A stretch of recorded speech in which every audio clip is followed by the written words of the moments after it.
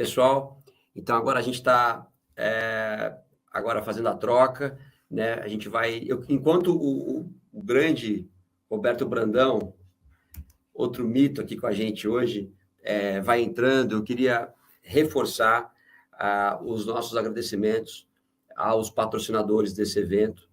A Morelli, aconteceu um pequeno problema e a gente acabou não colocando no banner, no backdrop aqui da apresentação. A Morelli, a gente já corrigiu isso, tá? Então, a Morelli, muito obrigado, sempre parceira. A Morelli é a capa, né, da nossa revista, a contracapa da revista há 30 anos, sempre com a gente, obrigado mesmo de coração. A Schuster, que ela vai usar a taxa, né, do patrocínio para a gente conseguir trocar alguns compressores aí afetados. A Ortomundi, que além de patrocinadora, ela também está nos ajudando nessa triagem dos afetados, por ser uma empresa aí do Rio Grande do Sul, né, está ajudando nessas listas, nessa documentação dos nossos colegas afetados. A Click Aligner, né, o Gui, além de patrocinador também, nos ajudou a organizar, está com a gente desde o início e nos ajudou a fazer o Media Kit para que a gente distribuísse para os patrocinadores, tá? O Haroldo Filho, o Haroldinho, da VM, também, além de organizador, foi patrocinador do evento. Então, muito legal, né? Porque as pessoas falam, poxa, mas VM faz a revista da SPO, compete com vocês, não tem isso, né? Todo mundo aqui está trabalhando de forma unida, né? Em prol da ajuda dos nossos amigos. Então, obrigado mesmo pela VM, por ter compartilhado o evento com toda a base de dados, de clientes, né? E nos ajudado nesse contato também com os patrocinadores. A Align, a Align, quero agradecer o Renato Mussa, o Almir, que prontamente nos atendeu, e a Orthometric também. Então, esses são os patrocinadores. Acho que agora a gente vai conseguir passar um vídeo,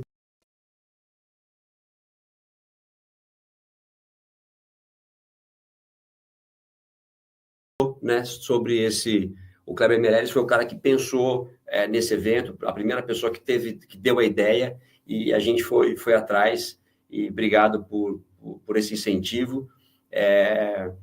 E a gente não quis fazer um evento que fosse mais mais uma livezinha. A gente falou, vamos fazer um evento que realmente o Rio Grande do Sul merece. Então, a gente foi atrás dos maiores professores do Brasil, desses mitos aí, e de participações internacionais. Então, sem o Kleber, a gente não teria tido essa motivação. Agora sim, acho que a gente pode passar o vídeo, por gentileza.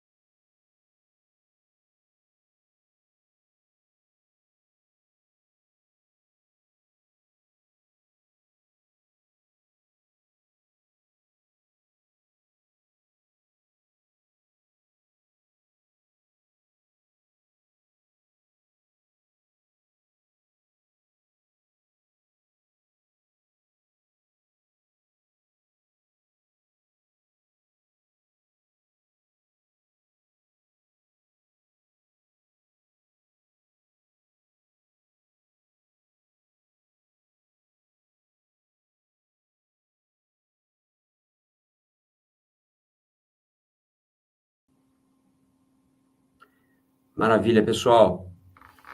Bom, eu acabei me esquecendo agora, me desculpa, de agradecer também a Aborda, do Rio Grande do Sul, em nome do professor, do ortodontista Marcelo Frejman, que está também nos ajudando muito nessa triagem dos envolvidos, né? E também agora na destinação, né, do dinheiro da nossa vaquinha, tá? A vaquinha foi feita em meu nome, tá certo? eu não consigo transferir o dinheiro do meu nome, da vaquinha, para os terceiros, eu consigo, tem que colocar na minha conta, e da minha conta eu vou transferir para os prestadores de serviços. Então, isso tudo vai estar discriminado depois, né, no relatório que a gente vai colocar lá no site do evento. Tá bom? Brandão, tá na área? Oh, maravilha, mestre. Cara, que honra ter você aqui.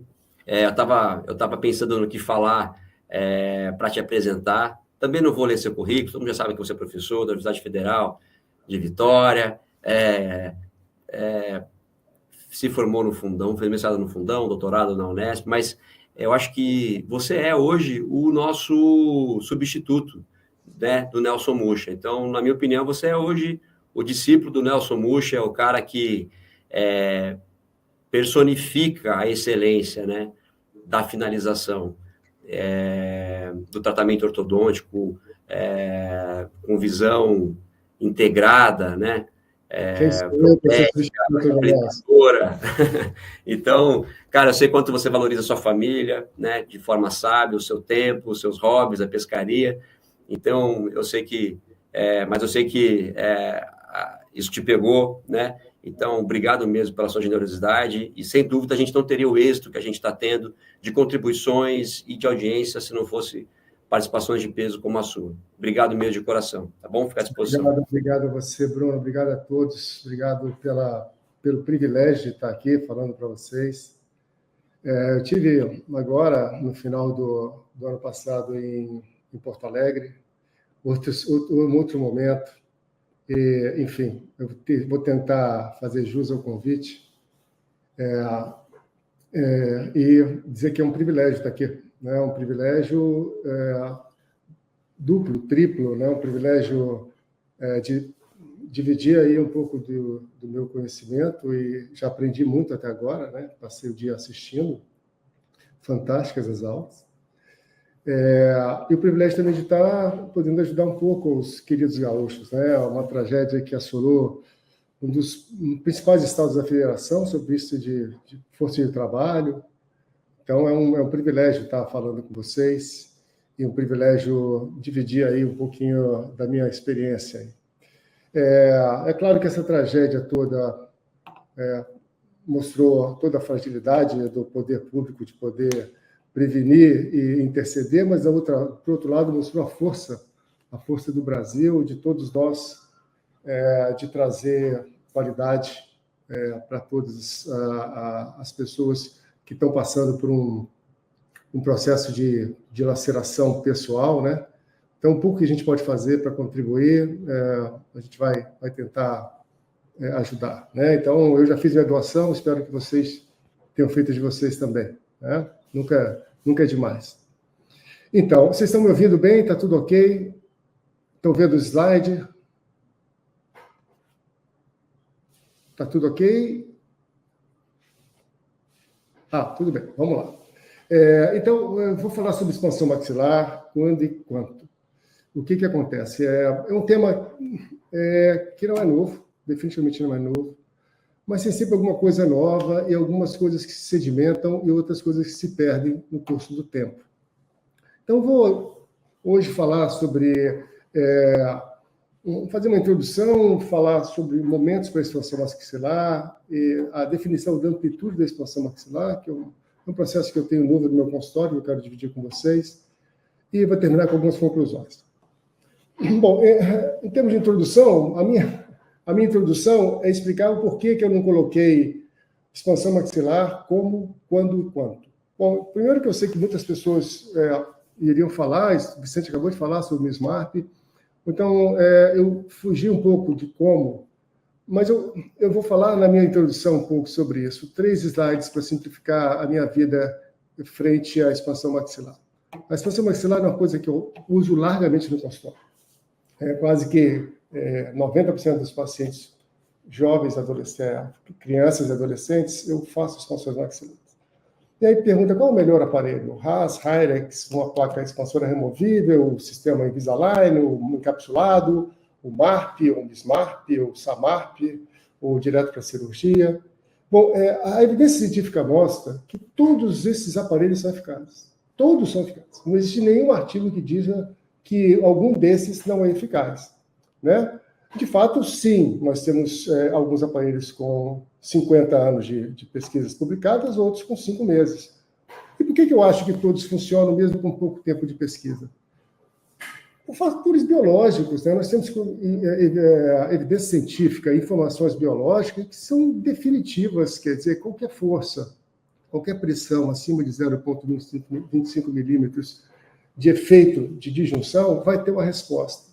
É claro que essa resposta vai depender do quanto a maturação está da estrutura palatina mediana. Então, eu sei que na dentição descida tem uma estrutura totalmente aberta, ou seja, um aparelho removível, qualquer que seja, de qualquer fabricante, vai ter ação ortopédica. Isso já vai ser um pouco mais difícil na dentição mista, onde eu tenho uma intercrustação, uma interdigitação da estrutura maior, e a dentição permanente eu já tenho alguns pontos de soldadura. Então, eu chamo muita atenção aos trabalhos de 1978 de Bert Melsen, né? Essas imagens são do trabalho da Bert Melsen, e também desse artigo que ela revisitou o tema nos seminars, agora de 2023, né? Então, enfim, é um tema que, para mim, é muito caro, e eu acho que tem muita coisa que a gente tem que repensar frente a tanta informação, tanta coisa nova, né? Então, a gente tem que entender que, se a gente for pensar perdão. Está na frente aqui.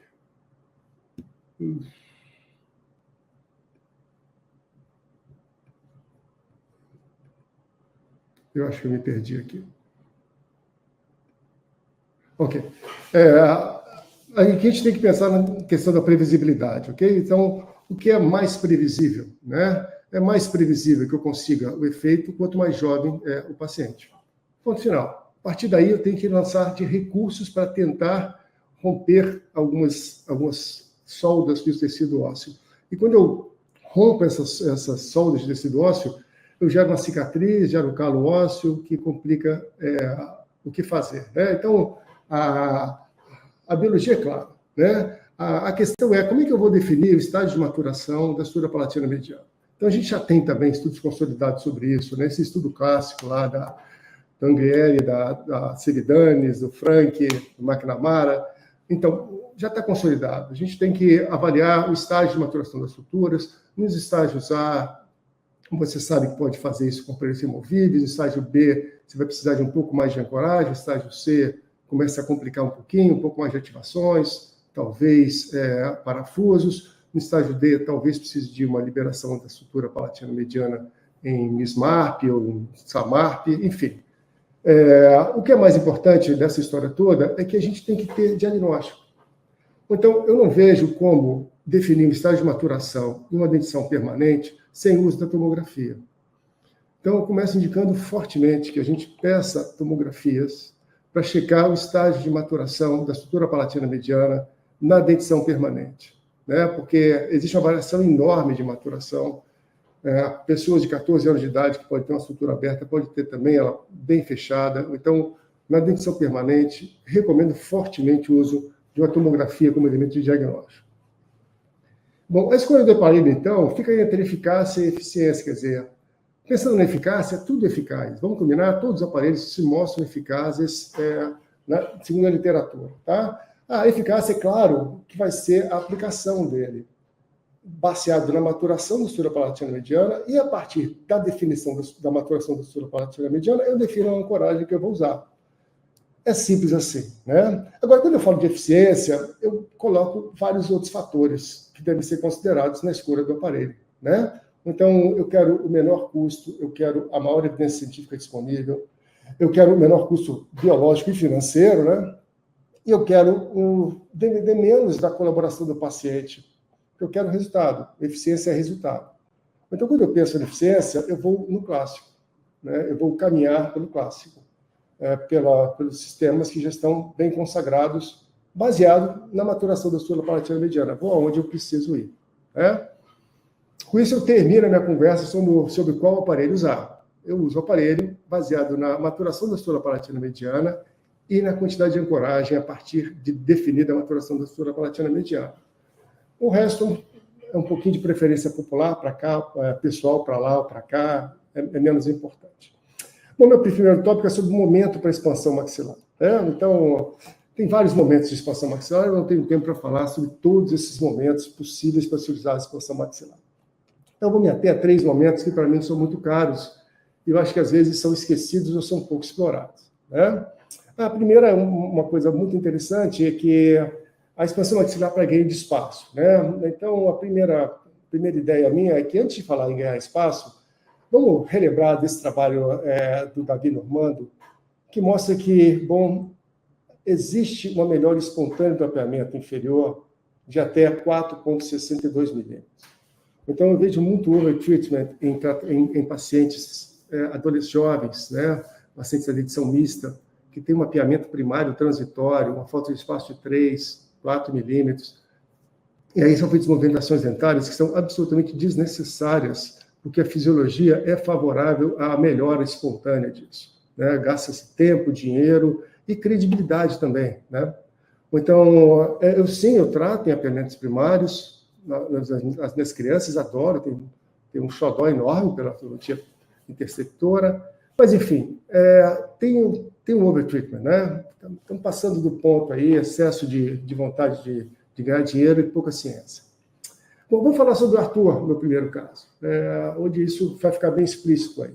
O Arthur tem aí quase 6 anos e apareceu com a queixa clara de uma falta de espaço para os laterais. Ele foi indicado por um excelente odontopediatra de Vitória e claramente precisava de uma intervenção. A intervenção dele, a princípio, é uma falta de espaço, tanto no arco superior e inferior. Mas o arco superior dele está bem atrésico, E eu tenho inserção baixa de freio labial superior também, o que vai comprometer o espaço para a erupção dos dentes sucessores permanentes. Então, eu tenho realmente, na parte inferior, um mapeamento que eu considero dentro daquilo que eu esperava, 3, 4 milímetros de falta de espaço. Mas na parte superior eu tenho muito mais do que isso, Eu tenho quase metade da falta de espaço para poder alinhar todos os dentes aí. Então, eu preciso de espaço na arcada superior. Então, o que eu fiz com o Arthur? Eu comecei com a expansão rápida da maxila, no primeiro momento, e considerei insuficiente essa primeira expansão da maxila. Então, depois da remoção da inserção do freio labial, eu fiz uma segunda junção, e agora sim eu vislumbro espaço suficiente para a erupção dos laterais do Arthur. Vou concentrar esse espaço e deixar a natureza agir. Tanto o arco superior como o arco inferior, eu estou deixando a natureza agir, deixando os laterais virem com o potencial que eles têm de erupção, e os inferiores eu também não usei nada para aquele mapeamento que se vislumbrava acontecer. Então, terminamos assim a primeira etapa do Arthur, 18 meses de tratamento. Eu tenho agora os dentes anteriores e superiores com espaço para eles, e um espaço também para os caninos que estão vindo. E eu tenho no arco inferior o mapeamento primário, transitório, falta aí 3 milímetros talvez nessa arcada. Parecia que faltavam mais antes das radiografias, mas o que se realizou foi muito pouca falta de espaço para se pensar em movimentar dentes que ainda estão em formação radicular. Então, quando eu vejo o início e o fim, eu vejo que a melhor coisa que eu podia fazer para ele no arco inferior foi não fazer nada. E no arco superior, o que eu precisava fazer é prover espaço para o desenvolvimento normal da dentição. Então, essa minha pegada aí, basicamente, eu trabalho muito com expansões maxilares, que considero que nós temos alguns gaps de respiração na nossa sociedade. Vitória é uma cidade que tem um porto aqui, uma siderúrgica aqui perto, tem muita alergia, muita alteração respiratória. Então, infelizmente, nossos pacientes, nossos filhos também, tem muita alergia, tem muito problema respiratório. Nós precisamos recuperar esse gap aí de tanto problema respiratório, de postura de língua baixa, para o paciente poder respirar. Então, essa é a minha primeira conversa aí. A segunda ideia de espaço, de ganho de espaço, era a melhora da guia de erupção de caninos. Porque realmente os caninos são um problema, porque são difíceis de tracionar. Quando eles estão mal posicionados, é bem complicado. Tracionar um canino pressupõe muita sequela, muitas dúvidas para o que a gente vai fazer. E se tem alguma coisa que a gente pode fazer para poder minorar o risco de impacção de caninos, são 3 procedimentos. A expansão maxilar, que eu ganho espaço. A instalação do canino descido, que parece ser um bom guia para o dente se posicionar melhor, e distalizar dentes posteriores, que melhora a inclinação desse canino. Então, dentre essas opções, a expansão maxilar é bem interessante, né? A gente sabe que também não é uma coisa milagrosa, depende da inclinação do setor permanente, depende do setor onde o canino está, né? Então, se o canino tiver até metade do longo eixo do lateral, é um prognóstico bem favorável, né? Mas se ele tiver além do longo eixo do lateral, a gente não pode prometer a erupção espontânea do canino, mesmo com todos os procedimentos de prevenção, né? Então, tem uma chance grande de caninos que estão no setor 3 e 4, além do longo eixo do lateral paramesial, do dente ficar incluso, isso tem que ficar bem claro. Então, bom, os caninos impactados respondem bem à expansão rápida maxila, já tem estudos bem recentes, estudos robustos sobre isso, né? Então, há uma melhora tanto na inclinação como na altura dos caninos, o que vai diminuir o risco desse dente ficar impactado, né? Esse estudo feito em caninos posicionados por vestibular. Então, a gente sabe que o tratamento com expansão rápida da maxila na dentição mista precoce foi eficaz, gerenciando caninos impactados. Esse grupo recomenda que faça o diagnóstico e a expansão maxilar entre 7 e 8 anos de idade, né? Ainda na dentição mista precoce. Então, isso que a gente fez o Pedro, ok? O Pedro tinha uma queixa de apiramento dentário, marcada estreita. Então, a visualização inicial dele não me colocaria no apiamento primário transitório, me colocaria por não fazer nada. Então, essa seria a minha primeira ideia dele. Acho que esse apiamento de 4 milímetros na parte inferior é absolutamente fisiológico, e superior também. Só que quando eu avalio a radiografia panorâmica desse paciente, eu vejo e faço uma avaliação de dentição mista, análise de dentição mista, eu tenho uma discrepância superior de 10 milímetros e inferior de 4 milímetros. Uma discrepância inferior de 4 milímetros, eu prefiro não intervir, ok? Prefiro não intervir, não faz sentido uma intervenção para mim. Mas de 10 milímetros superior, considerando a expectativa de crescimento transverso da maxila, de no máximo 4 milímetros, der tudo muito certo, eu considero que a gente precisa intervir, tá? Porque, a princípio, eu tenho uma falta de espaço para esses caninos, para eles irromperem de 6 milímetros, uma iminente impacção desses caninos superiores. Então, com essa imagem radiográfica e com a análise de dentição mista, com esses números, eu decido intervir. Então, vou fazer uma expansão maxilar, vou usar nesse caso o RAS, o máximo que eu posso expandir, faço a colocação das costas palatinas da vestibular inferior, e tem esse resultado final aí com 15 meses de tratamento no tempo. Então, eu tenho, evidentemente, uma situação que não estava ruim de alimento dentário, né? Está melhor, razoavelmente melhor, mas eu tenho principalmente um canino vindo aí. Tem um canino aí que está irrompendo, o esquerdo está irrompendo. E se eu for olhar a radiografia, antes e depois, eu vou ver o quanto melhorou a posição do canino, o quanto essa loja do canino se abriu para que ele pudesse vir e irromper sem precisar ser tracionado. Então, eu vejo aí, nos meus pacientes, muitas deficiências, atresias de maxila, o que justificam essa intervenção precoce, né? Intervenção ainda em uma dentição mista precoce.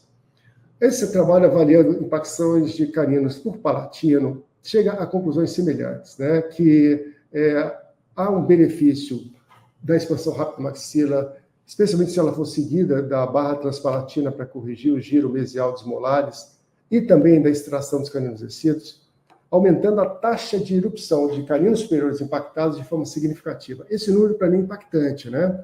Então, houve uma melhora de 80%. 80% daquilo que se previa ficar impactado não ficou impactado. Enquanto o grupo controle, só 20% daquilo que se previa ficar impactado não ficou impactado. Então, acho que é uma grande, muito eficaz, muito eficiente, é um protocolo muito eficiente. Esses números, para mim, são muito impactantes. Bom, isso que eu fiz na Valentina, né? A Valentina tinha uma queixa de desvio da linha média superior e faltava um canino. O canino dela do lado direito não tinha rompido, né? Então, claramente, poderia se pensar em extrações dentárias, posto o apiamento, a falta de espaço inferior, que é moderada, mas eu considero ali o perfil dela é bem retinho, o perfil dela é bonito. Eu não gostaria de passar por extrações dentárias. É um caso que não me passou pela cabeça as extrações dentárias. Ou então, vou corrigir esse desvio de linha média abrindo espaço bilateralmente. Né? Então, vou fazer a utilização, também na Valentina, de um protocolo de expansão rápida da maxila, e aí a diferença é que eu vou ativar mais vezes o aparelho. Né? No lugar de ativar uma vez por dia, que eu faço em um paciente de 6 anos de idade, na Valentina eu vou ativar 2 vezes por dia esse torno de expansão. Ok?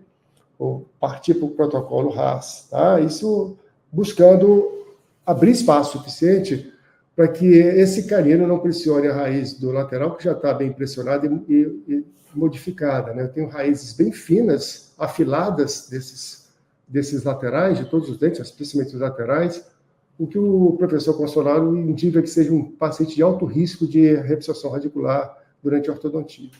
Então, eu vou prover espaço antes de pensar em qualquer coisa. Então, faço uma generosa expansão maxilar, 11 milímetros com Hyrax, faço o máximo que eu posso de expansão, e a partir dessa expansão eu vou fazer uma definição de espaço para aquele canino irrompa. Né? Então, espontaneamente, sem uma mecânica diretamente sobre ele, o canino já melhorou a sua inclinação, já está no seu caminho de erupção. Né? Vocês estão vendo aí que eu estou utilizando um arco que eu chamo de um arco de correção de linha média. Né? Esse arco é um bypass comprimido do lado direito e um loop do lado esquerdo. O lado que eu quero abrir espaço é um bypass comprimido, é um arco retangular 18 por 25. E eu então vou corrigindo a linha média, empurrando de um lado e puxando do outro lado para ter essa correção da linha média. E com isso eu estabeleço o espaço para o canino e mesializando os dentes anteriores, eu já vou ter a erupção espontânea do meu canino superior do lado direito. Esse trabalho, esse arco de correção de linha média, está bem descrito nesse artigo publicado por mim e pela doutora Camila Dardengo, na Dental Press, a revista clínica da Dental Press. Então, enfim, depois da expansão e do aparecimento do canino na cavidade bucal, eu vou usar um sistema segmentado, uma mola retangular, para que esse dente melhore a inclinação e que ele extrua. Depois de ele extruído, eu vou incluir ele no aparelho, né, sem sobrecarregar os dentes anteriores, e vou finalizar o caso. A gente está na fase de finalização do caso aí da Valentina. Então, está aí a Valentina ao fim do tratamento. Eu tenho um arco amplo, a gente vai falar sobre isso depois, o quanto que se ganha de amplitude do sorriso nesse tipo de intervenção. Então, está aí o resultado final dela, uma boa texturação, bons contatos, e o sorriso dela, e a beleza dela no sorriso e na fala, né? Eu acho que conseguimos um bom resultado nesse caso aí. Então, está o resultado final, as radiografias finais. Então, vocês podem ver que mesmo eu tomando todo o cuidado com o lateral, ele teve uma reabsorção apical, né? Então, mesmo com todo o cuidado, imagina se eu não tivesse tomado tanto cuidado para obter esse final de tratamento, o quanto que eu não teria perdido de raiz nesse lateral, né? Então, avaliação em função, protusível, lateral direita e esquerda, e as guias marcadas aí em carbono. E a comparação da Valentina inicial e final.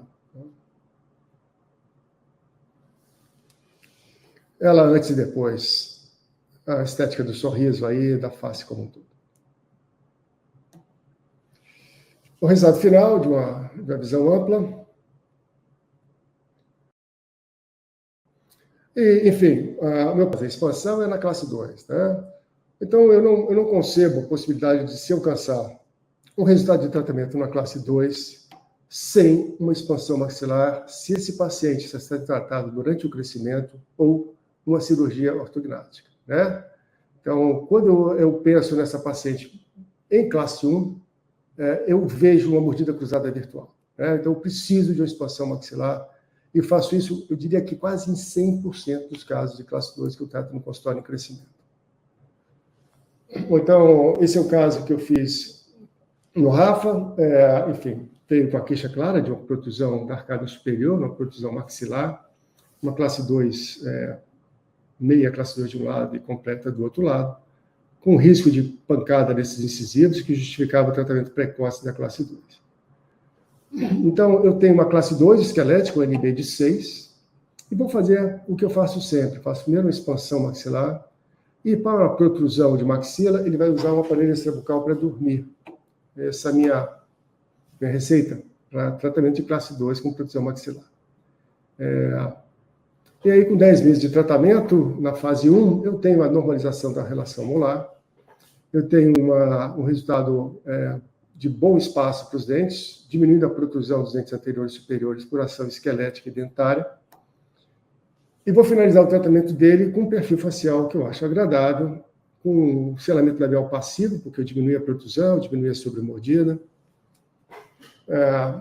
E essa condição estética final aí, no final da primeira etapa de tratamento. Né? Então, eu sei que eu vou ter que monitorá-lo, mas eu acho que eu tenho uma boa supervisão do espaço, a arcada inferior está muito boa.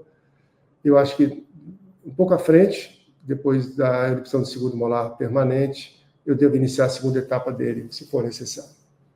Então, está aí a sobreposição do tratamento, o enorme efeito maxilar do aparelho extrabucal, a enorme diminuição da projeção da maxila em relação à face, e o crescimento mandibular, como se espera. A mandíbula vai crescer, e se eu seguro a maxila, um vai alcançar o outro, e eu vou ter o resultado final bem interessante. Né? Eu acho que isso justifica o esforço do paciente e o meu no tratamento desses casos, uma diminuição do risco importante de trauma nos dentes anteriores e, principalmente, uma melhora aí nas posturas musculares, o selamento labial passivo e um belo sorriso no final. Bom, para aqueles que acham que é muito medieval utilizar aparelhos extrabucais, eu apresento a vocês que é o aparelho de maior evidência científica disponível na literatura de ortodontia. Não tem nada com melhor evidência científica de efeito de classe 2 com protrusão maxilar do que o aparelho extrabucal. Infelizmente, ele não é falado, ele não é divulgado. A maior evidência científica que nós temos, nós escondemos. E muitos não usam por achar que é uma coisa ultrapassada, como não tem nada mais eficiente para tratar uma classe 2 com protrusão maxilar do que o aparelho extrabucal. Né? Bom, e esse caso da Brunella é bem impactante para mim, porque ela tem uma queixa de protrusão superior, uma inversão do lábio inferior por essa protrusão, e ela quer um aparelho estético. Eu quero um Invisalign, eu quero um aparelho estético para tratar. Ok, beleza. Eu tenho a classe 2, ela está em crescimento, está terminando o crescimento, mas ela tem um crescimento. E eu tenho giros importantes nesses caminhos. Né? Então, a pergunta é, os alinhadores tratam classe 2? A minha resposta é não. Alinhadores não tratam classe 2. Aparelhos fixos não tratam classe 2. Ok? O que trata a classe 2 é aparelho ortopédico para controle de crescimento e ancoragem. Isso trata a classe 2. Ou seja, essa pesquisa feita pelo time de St. Louis foi muito clara, assim. Bom, você vai usar só alinhador para tratar a classe 2, usando o protocolo da Align por 7 meses, ok? Beleza. 7 meses a Align disse que corrigiria a classe 2. Não corrige. Não corrige. Ponto final. Eu preciso de elásticos, eu preciso de extrabucal, eu preciso de Herbst, eu preciso de mini implantes, mini placas. É isso que corrige a classe 2. Nem um bracket corrige a classe 2. Ok? Então, não tem milagre. Milagres vamos deixar para os charlatões. A gente não acredita em milagre, a gente acredita em resultado, em trabalho, em evidência científica. Então, ela tinha uma NB de 7, aí, como vocês podem ver, uma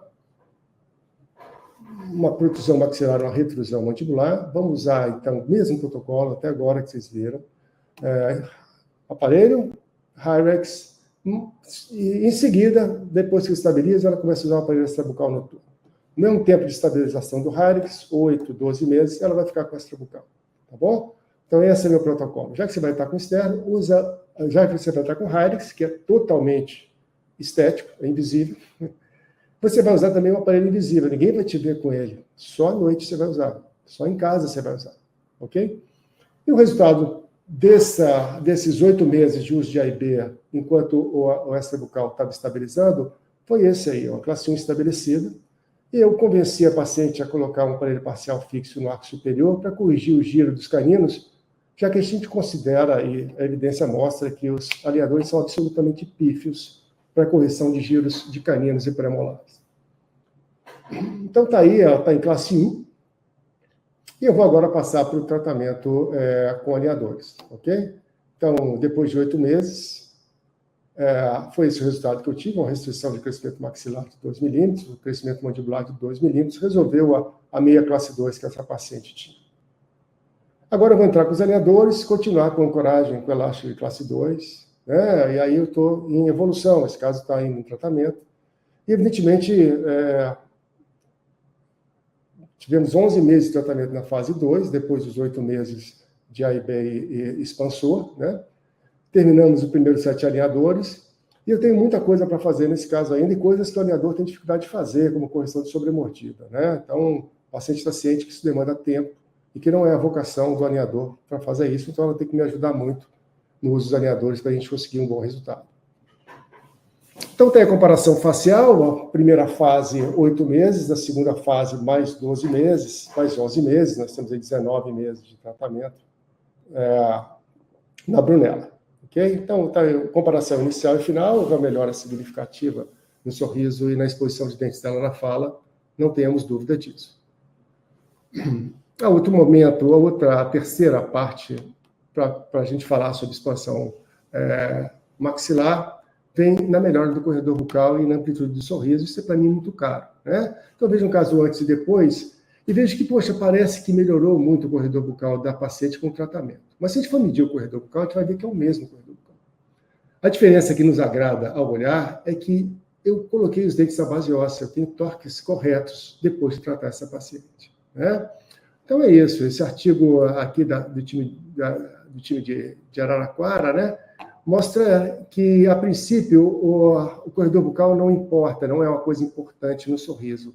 Mas, quando eu olho a amostra desse time maravilhoso, eu vejo que foram casos muito bem tratados, comparando diferentes corredores bucais, e foram vistos que todos os corredores bucais foram considerados agradáveis, independente da magnitude do corredor bucal. Isso reforça a minha tese, que eu não interessa o corredor bucal, porque esses excelentes profissionais trataram esses casos colocando os dentes na base óssea. E quando o dente está na base óssea, o corredor bucal não chama atenção. Resumidamente, é isso. Então, eu tenho essa paciente, Ana Júlia, que ela tem uma queixa, um Brodenat, um arco expandido, fez um tratamento ortodôntico, tem uma boa oclusão, uma boa exposição de incisivos, mas tem aí uma queixa clara, que é uma queixa de vestibularização dos dentes superiores dela. Essa vestibularização é uma falta de torque desses dentes, né? Então, ela tem uma excelente exposição de dentes, ela tem uma excelente oclusão, mas ela tem um problema de dentes fora da base. Então, o diagnóstico é claro, a base óssea dela maxilar é muito estreita em relação à mandibular, ela tem uma atresia moderada. Com isso, ela precisou fazer um Brodenat, o profissional expandiu e alterou o torque dos dentes. Então, eu preciso acertar os torques desses dentes, eu tenho 2 caminhos no planejamento. Um é eu aumentar a base óssea, fazer um MARP, um MISMARP nessa paciente, e aí eu vou aumentar a base óssea, eu vou poder acertar o torque. A segunda opção, a opção B, é fazer uma inclinação controlada, manter a base óssea e lançar IPR para poder acertar o torque desses dentes. A diferença entre um e o outro é que o padrão ouro, MARP mais torque, me dá também amplitude do sorriso, e a outra opção me dá apenas uma melhora no corredor bucal. Beleza, a opção dela foi a opção 2, nós trabalhamos com alinhadores, fazendo, então, a inclinação controlada com IPRs generosos no arco superior. E a inclinação controlada é aquela vocação maior dos alinhadores. Então, cai como uma luva nessa possibilidade de tratamento. Então, está ela aí no final de 15 meses de tratamento, o resultado da estética do sorriso e da fala, e a oclusão final dessa paciente, conseguimos manter a boa exposição dos incisivos superiores e uma oclusão ainda bem satisfatória, né? Então, resultado estético de contorno gengival, de sobremordida adequada e estética do sorriso. Então, comparação inicial e final, acredito que teve um ganho significativo na estética do sorriso do paciente, não porque o corredor bucal mudou, mas porque os dentes foram colocados na base óssea. O corredor bucal ideal você alcança quando você coloca dentes bem posicionados nas bases ósseas, ponto final. Então, ela antes e depois. É claro que a gente pode considerar a expansão maxilar de uma forma mais ampla, né? Então, quando eu olho esse caso, eu vejo que o corredor bucal é igualmente muito parecido porque os dentes estão na base óssea. Então, essa paciente fez um tratamento e depois eu retratei. O que mudou nessa paciente não foi o corredor bucal, mas foi a amplitude do sorriso, né? Então, a amplitude do sorriso dessa paciente, eu uso esse artigo como base, né? Esse artigo mostra que quando você faz a medição da base óssea na furca dos primeiros molares superiores e no ápice dos primeiros molares inferiores, essa medida superior tem que ser um pouco maior do que a medida inferior. Tá? Então, na oclusão normal, isso é o ideal. Essa base maxilar medida nessa posição ser um pouco maior do que a base maxilar medida na parte inferior. E se você não fizer isso, você vai ter que compensar. Você vai ter que inclinar os molares para lingual e inferiores para lingual e superiores para vestibular. Isso complica bastante a interexploração. Então, se eu posso, eu tenho uma paciente com queixa para isso, né? A paciente completamente esclarecida, foi para mim com a indicação clara de que a minha arcada é muito estreita, meus dentes laterais são muito pequenos, eu quero ter a amplitude do meu sorriso, né? Então, foi feito um tratamento ortodôntico dela há muito tempo, um excelente tratamento, diga-se de passagem, dentro daquela ideia de que eu vou compensar a falta de espaço, a sobra de espaço no arco superior, contraindo esse arco, né? Então, eu tenho toda a situação que me leva ao caminho da expansão maxilar, né? Quando eu olho a largura da base da maxila em relação à largura da base da mandíbula, está bem distante. E para compensar isso, os dentes são muito inclinados para a lingual. É isso tudo que desagrada a paciente. Então, eu tenho que desmontar e remontar essa oclusão da paciente numa nova dimensão transversa maxilar. Então, eu tenho uma diferença aí de 8 milímetros entre maxila e mandíbula. Então, eu vou recorrer ao MARP, para fazer essa expansão na paciente adulta, vamos fazer uma expansão de 11 milímetros. Okay? Abertos os espaços laterais serem aumentados, os laterais são aumentados com resina, e o caso é finalizado, então, uma nova dimensão transversa da maxila, descompensando a inclinação dos dentes inferiores, molares e premolares inferiores. Tenho aí o resultado final da paciente, a estética do sorriso novo sorriso, e o resultado da oclusão final, nós fazemos reabilitação oral, né? Nós desmontamos e montamos a oclusão. E a necessidade que isso tenha um bom resultado, melhor do que quando conversou. Então, está aí o resultado estético, disposição dentária em repouso e sorriso da paciente. Comparação inicial e final. Comparação inicial e final, sorriso da paciente. Início e fim.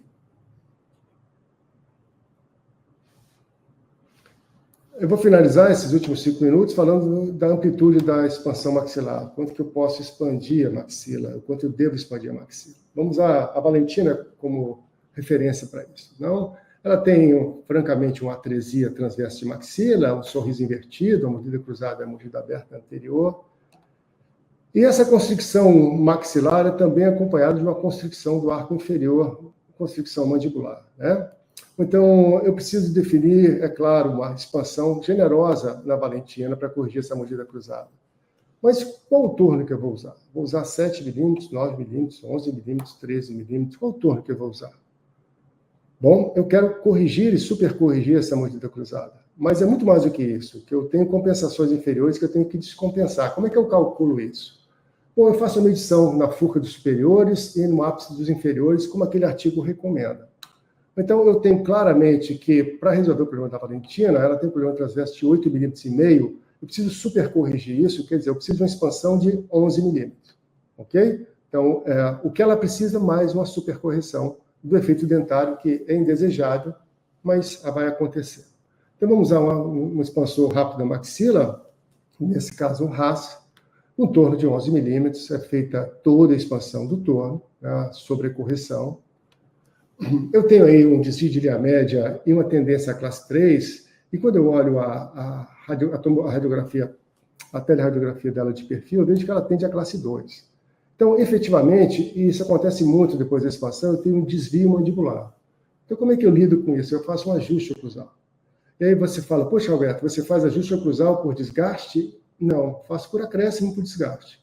Se o desgaste não afetar dentes permanentes, eu faço desgastes. Se eu for precisar desgastar dentes permanentes, eu faço um acréscimo, que foi isso que foi feito nessa paciente. Para a gente centralizar essa mandíbula na face, eu fiz restaurações a vestibular desses molares descidos em resina composta para dar uma estabilidade condilar.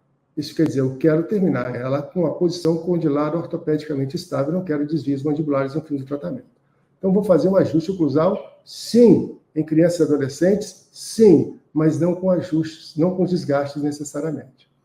É claro que eu tenho que me preocupar com a interposição de língua baixa, fator etiológico, da mordida cruzada e da mordida aberta anterior, não faz sentido se eu não encaminhar para a fonoaudiologia. Uso um lip bumper inferior para fazer alguma expansão e tirar a pressão do mentalis excessiva sobre esses incisivos. Há um alinhamento espontâneo dos dentes inferiores, consequente a isso. E aí vou alinhar e finalizar o caso dela, dando o máximo de melhora na finalização possível, né? Então, vou projetar um pouquinho os dentes anteriores e superiores dela, abrir um pouco mais de espaço para esses caninos superiores não ficarem impactados. Então, eu tenho a postura de incisivos depois da expansão e depois do lip bumper e o trabalho da fonoaudióloga também. Então, está aí a Valentina no final, 1 ano de tratamento, finalizado na primeira etapa. Minha contenção aí é essa, mantenho essa contenção aí enquanto a fono me permitir. Vai ter uma hora que a fono vai falar, está atrapalhando e vai suspender tudo. Ok? Então, a comparação da Valentina aí, inicial e final da primeira etapa, o efeito dentário esquelético aí do tratamento dela. Ela inicial e final da primeira etapa.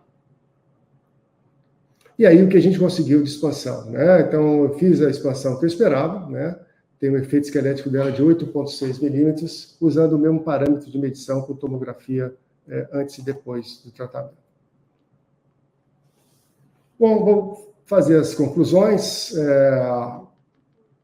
Enfim, a expansão rápida da maxila de alta eficiência na correção da mordida cruzada posterior, mapeamento dentário primário persistente, prevenido impacção de caninos superiores, e na melhoria de sorriso, eu indicaria especialmente atenção no valor da amplitude do sorriso na face. Preferencialmente, a abertura da estrutura palatina mediana deve ser realizada na infância e pré-puberdade, por ser mais previsível e mais fisiológico. A estabilidade da expansão depende da remoção, da etiologia, então, muita atenção a pacientes que têm alergias, respiração bucal e, consequentemente a isso, postura baixa de língua. Então, o tratamento integrado de fonoaudiologia e otorrino é condição sine qua non para que se consiga realizar esses tratamentos ortodônticos com sucesso. Então, termino agradecendo muito a oportunidade de estar aqui, agradecer a Dental Press, agradecer a todos os patrocinadores, todos aqueles que doaram e que vão doar, tenho certeza que muitos vão fazer as suas doações, e agradecer muito a oportunidade de falar para vocês e de poder contribuir um pouquinho, mas de coração, do fundo da minha alma. Obrigado, mestre. Obrigado. Poxa, que música para os nossos ouvidos te ouvir, como sempre. É incrível como a gente vê, né, a gente está desse circuito, dando aula em congresso, assistindo congresso, a gente sabe que existem casos de congresso, né? E eu acho que a sua grande habilidade é poder trazer os casos, muitos casos, e extrair o melhor de cada um deles, fazer uma ortodontia de excelência, no estado da arte, aplicar os conhecimentos teóricos, tratar os pacientes da melhor maneira possível, né? Acho que esse é o nosso desafio. Obrigado por essa inspiração, viu? Um grande abraço. Obrigado a todos aí, um abraço no Laurindo, vou esperar ele aqui, ele vai falar no fim, né? Estou esperando ele aí. O mais importante sempre fica no final. Obrigado, cara. Obrigadão de coração.